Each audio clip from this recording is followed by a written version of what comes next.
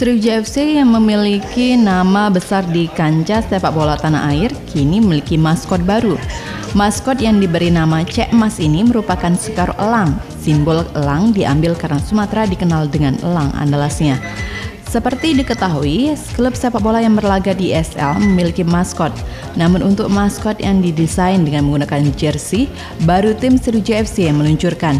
Hal ini dianggap sebagai inovasi untuk menggait banyak elemen seperti supporter dan sponsor.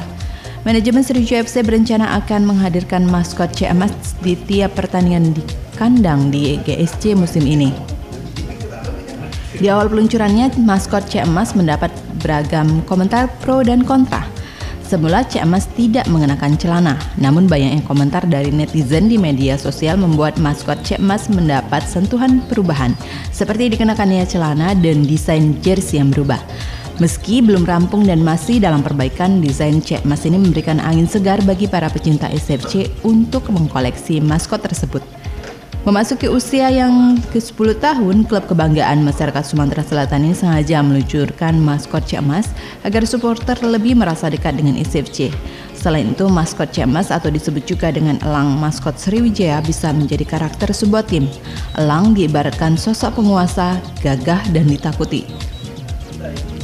Dengan hadirnya Cek Emas diharapkan prestasi Sriwijaya FC di berbagai kompetisi dapat merajai sepak bola nasional maupun internasional.